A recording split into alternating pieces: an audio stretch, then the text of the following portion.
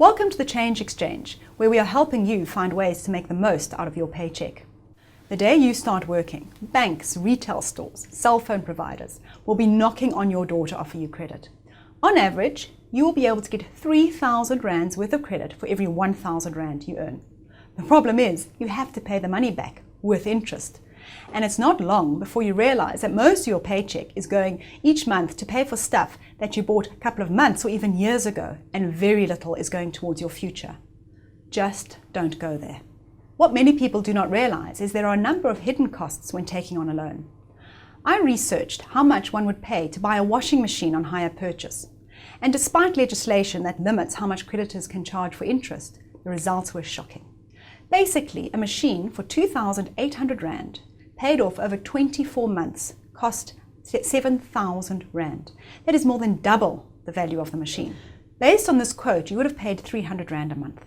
If you had just delayed the purchase of that machine and saved 300 rand a month, you could have bought the machine in 10 months and saved yourself 4,000 rand in unnecessary costs.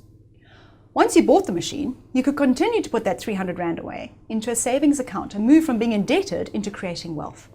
In a unit trust or exchange traded fund, that 300 rand could grow to 25,000 rand within 5 years.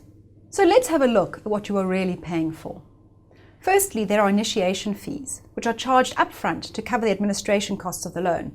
The maximum initiation fee that can be charged is 1,140 rand, including VAT. Then there are administration or service fees that are charged for the administrative costs involved with servicing the loan every month. Credit life insurance covers you for the risks like death, disability and retrenchment.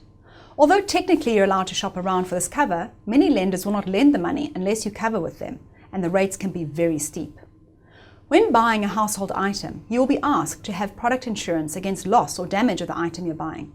If you already have household insurance, you should not be required to take out this cover, but again, some stores won't approve the sale if you refuse it. When it comes to interest rates, unsecured credit is usually charged at higher interest rates than secured credit, which is given on an asset such as a house or car. Although interest rates are capped to a certain maximum level according to the National Credit Act, they can still be as high as 5% a month or 60% a year. Short-term debt should be avoided at all costs, including clothing accounts. If you cannot afford to pay cash for those shoes, clothes or handbags, you can't afford them. And remember, if you cannot pay off your credit card in full at the end of every month, you cannot afford your lifestyle.